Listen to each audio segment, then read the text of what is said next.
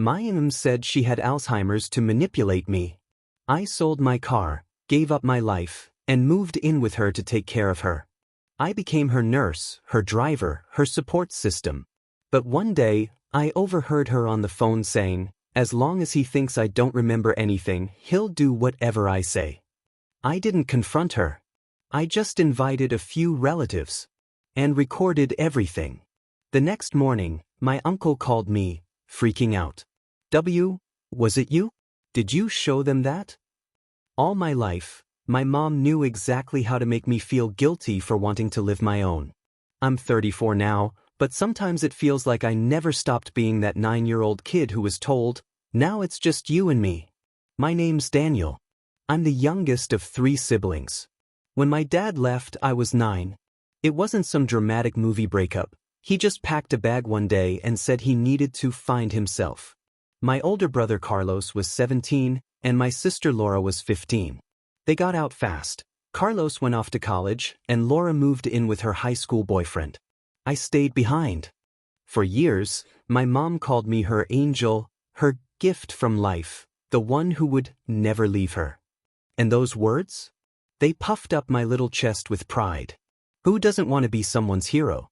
What I didn't realize until much later was the price of that title. Every time I tried to pull away, something happened. When I was 18 and mentioned a university in another city, she started getting migraines so bad we took her to the ER 3 times. When I got a job in the capital at 23, she had a nervous breakdown the week before I was supposed to move. And it just kept happening. But you know what's weird? I never saw the pattern. Or maybe I just didn't want to see it. I told myself it was all a coincidence, that my mom was just fragile, that it was my responsibility. My siblings had built their own lives far away. What was wrong with me sacrificing a little? That little turned into everything. By 30, after years of temp jobs, I finally saved up enough to open a small electronics repair shop. Nothing fancy, but it was mine. A rented space in a commercial strip, a few tools, and finally, customers who appreciated my work. That's also when I met Elena, a music teacher who came in to fix headphones and speakers. We started dating. For the first time, I had something I could truly call my life. And my mom noticed. One Thursday night about 8 months ago, my phone rang. It was 11:23 p.m. I remember the time exactly because I looked at the clock, worried. Calls at that hour are never good. "Daniel?" Her voice sounded shaky, almost like someone else. "Mom? What's wrong?" I sat up in bed, my heart racing. "My love, I don't know what's happening. I'm forgetting things. Today I couldn't remember where I left my keys, and then, I didn't know what day it was." "Mom, that happens to everyone," I tried to reassure her. "No, it's not normal. I went to see Dr. Mendez. She said, it could be Alzheimer's. I need more tests, but..." It felt like the world just stopped. My mom was 67. Not that old, but Alzheimer's doesn't care about age. My grandfather died from it. It was awful, 2 years of slow decline until he didn't recognize anyone anymore. "I'm coming over," I said automatically. "No, sweetheart, it's late. I just wanted you to know." I didn't sleep that night. First thing in the morning, I called my siblings. Carlos lives in Barcelona with his family. Laura's in Monterrey with her 2 kids. They were both worried, sure, but, "You know I can't just leave right now, the kids have school," Laura said. "We'll send money for her treatment," Carlos offered. I knew what I had to do. That same day, I put my car up for sale, a used Nissan I was proud of. I told the shop owner I couldn't keep the business going. That night, I explained everything to Elena. "We could figure something out together," she said, holding my hands. "Maybe hire a nurse or..." "She's my mom, Elena. I can't leave her with strangers." "You don't get it." Her eyes filled with tears. "Maybe you're right," she said. "I don't understand why she always comes first." A week later, I had moved back into my mom's house. My small apartment stood empty, the shop was closed, the relationship over. But none of that mattered. My mom needed me more than ever. Those first few days were intense. I took her to more doctor appointments, neurology, geriatrics, therapy. I bought books on Alzheimer's care. Labeled every door in the house. Made a giant wall calendar with daily activities. I became an expert in routines and meds. "My angel," she'd say while I served her breakfast. "What would I do without you?" I'd look at her, gray hair, slightly trembling hands, and feel like I was finally doing the right thing. Finally paying off that invisible debt I'd always felt I owed her. But as the weeks went on, I started noticing strange things. Small inconsistencies I first chalked up to the unpredictable nature of the disease. Have you ever taken care of someone with Alzheimer's? Or known someone who has? It's exhausting. Not just physically, but emotionally.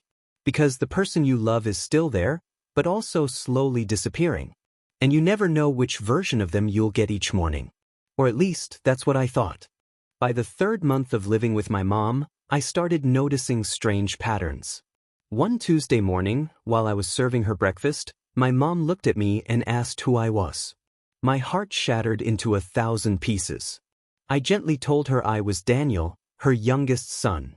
She stared at me, confused for a few seconds, then slowly nodded and began eating her scrambled eggs. That same afternoon, Mrs. Jimenez, her lifelong neighbor, stopped by to return the 2,800 pesos my mom had lent her 2 weeks earlier. "Thank you so much, Consuelo," my mom said, counting the bills with perfect accuracy. It was exactly 2,800, right? I froze at the doorway. How could she remember the exact amount of a loan from 2 weeks ago, but not recognize her own son that same morning? I took a deep breath. Dr. Mendez had explained that Alzheimer's isn't linear. There are good days and bad days. Sometimes long-term memory stays sharp while short-term memory fades.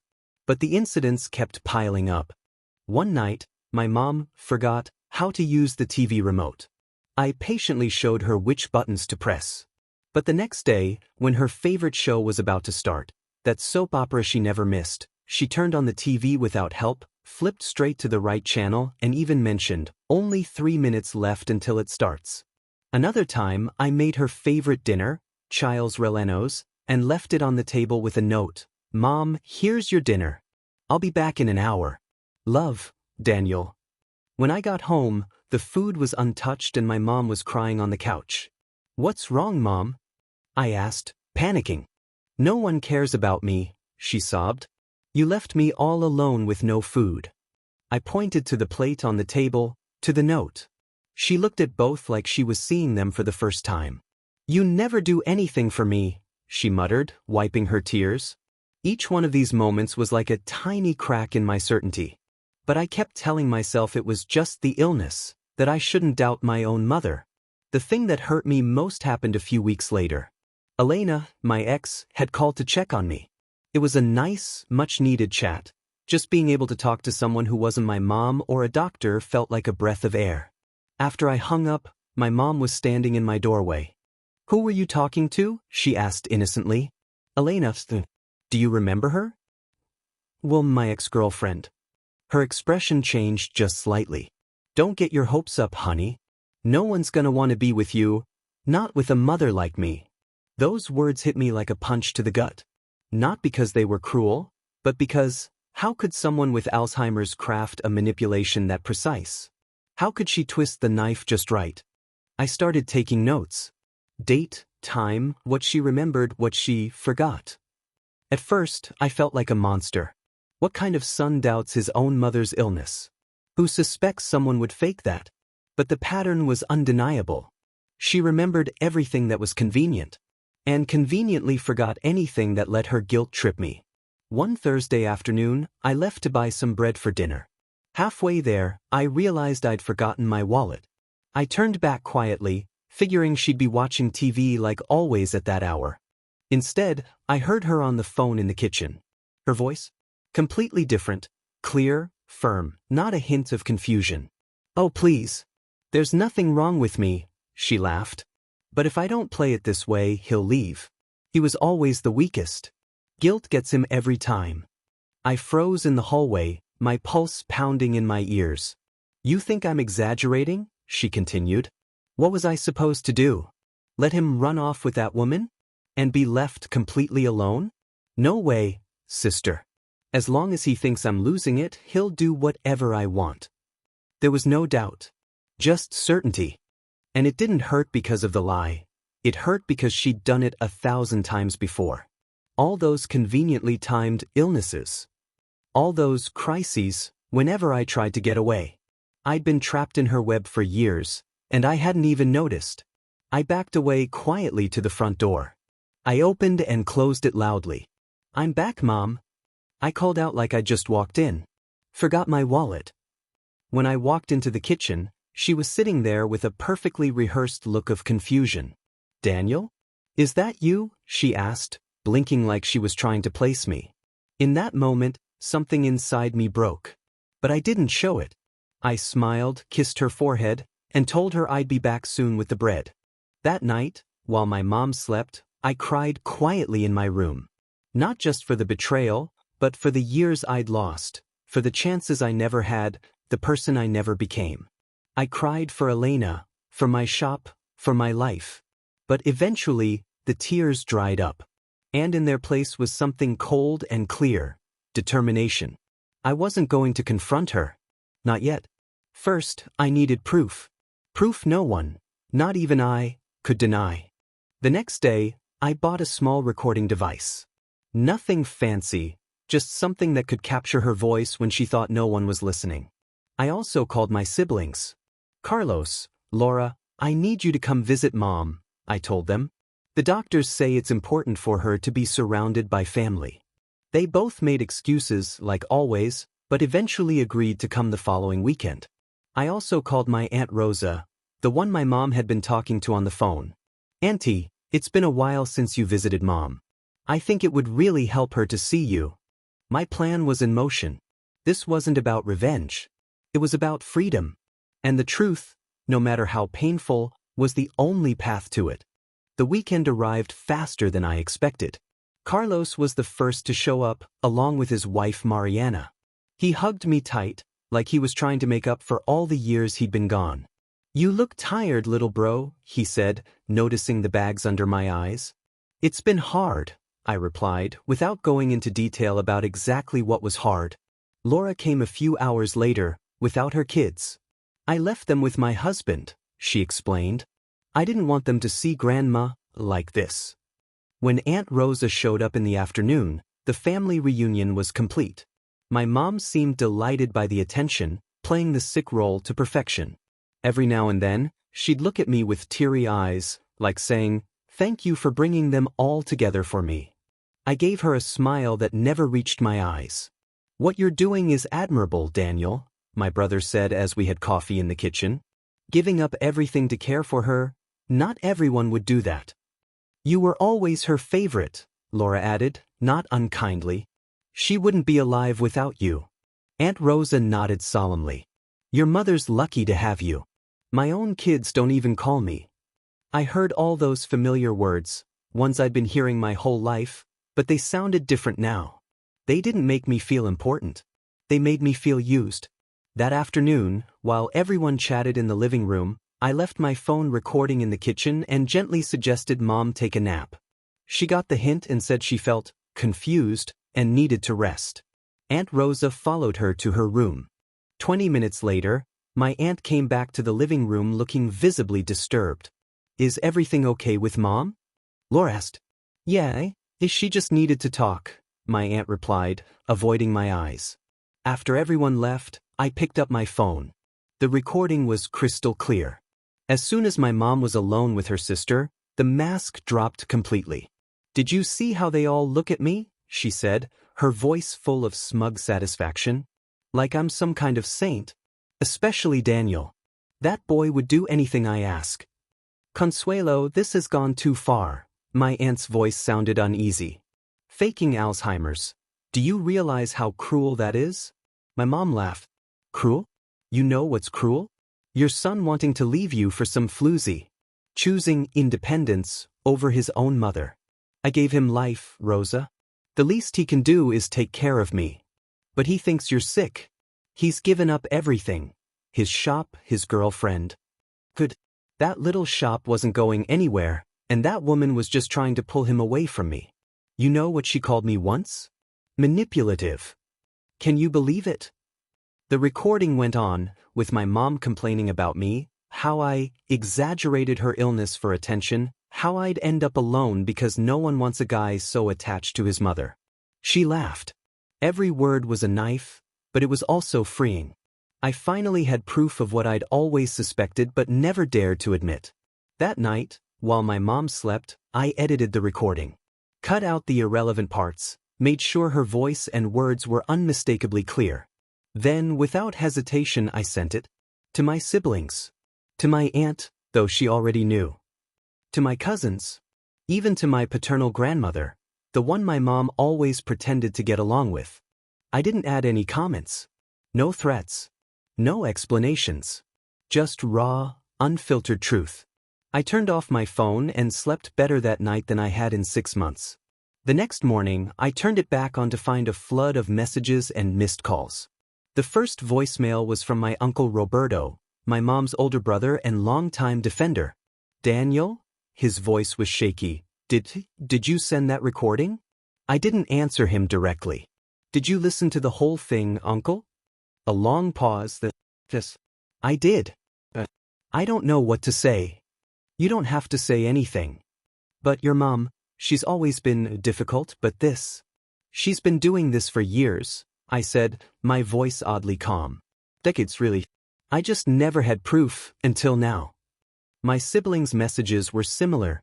Shock, disbelief, and slowly, a quiet acknowledgement. Because deep down they knew it too. They had escaped her manipulation in their own ways. I always felt guilty for leaving you with her, Carlos admitted when we talked. But you seemed so willing to stay. I was, I said. That's the saddest part. I really thought it was my duty. My mom didn't come out of her room until around noon. When she finally did, her face was pale. She looked at me with a mix of rage and fear, like a cornered animal. What did you tell them? She asked, not even pretending to be confused. Nothing that wasn't true. She sat across from me, her hands trembling. But this time, the shaking was real. You don't understand, she began. I did it for your own good. That woman wasn't right for you, and that business was never going to. Stop, I interrupted, my voice calm but firm. It's over, Mum. It won't work anymore.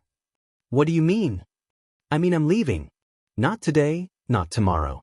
I'll find someone to come help you daily. I'll leave enough money to cover a few months. But I'm going to rebuild my life. You can't abandon me, she cried, tears welling up. I'm your mother. Yes, you are. And you always will be. But that doesn't give you the right to control my life. There was no big confrontation. No shouting. No threats. Just a truth that could finally be spoken. And for the first time, I didn't feel guilty. The following weeks were a whirlwind. Surprisingly, my family supported me.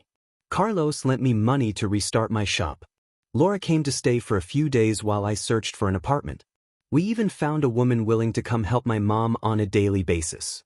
My mother adapted to the new reality with the same ease she had used to fake her illness.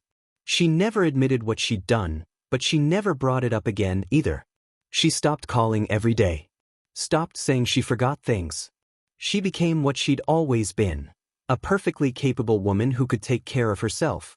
3 months later, I was back in my own place. The shop had reopened, though in a different location. I had fewer clients than before, but I was rebuilding. Elena and I met up for coffee. We didn't get back together. She was seeing someone else, but it was good to talk without the weight of guilt on my shoulders. I visit my mom once a week. Our conversations are surface level, but civil. Sometimes I see glimpses of the old manipulation, but now I recognize them for what they are. And she knows they don't work anymore. As for me, I'm rediscovering who I am. Or maybe discovering it for the first time. It's strange to be 34 and feel like life is just beginning. But it's also freeing. Some days I wonder if I was too harsh. If exposing my mother like that was cruel. But then I remember the years I lost, the chances I never had, the life that was taken from me under the mask of motherly love. Sometimes the worst kind of manipulation doesn't yell, doesn't insult, doesn't hit. It whispers sweetly until you forget yourself. It hides so well behind love that you can't tell where one ends and the other begins. But the day you stop asking for permission to live, everything changes. And there's no going back. That's why I'm sharing this story. Not out of revenge. Not out of bitterness. But as proof that it's never too late to break free, even from the people who were supposed to love us the most. Because in the end, real love never demands sacrifice. It offers freedom. Sometimes I wonder how many of us are trapped in relationships where love is mistaken for control. My story isn't unique. There are thousands of people like me, bound to toxic family ties for years, even decades, without recognizing the signs. The most effective manipulation is the one you can't see. The one disguised as concern, as sacrifice, as unconditional love. The kind that makes you feel like the villain for wanting to be free. I learned the hard way that setting boundaries isn't an act of cruelty, it's survival. That true love, even from a parent, should nourish your independence, not smother it. If my story resonates with you, if you see yourself in these words, I want you to know, you're not alone. And more importantly, it's never too late to reclaim your life. It took me 34 years to figure that out. How long will it take you? If you like this story, don't forget to subscribe to Story Confessions for more true stories like this one. Each week, we share real-life confessions that most people are too afraid to tell. Sometimes, seeing ourselves in someone else's story is the first step to discovering our own truth.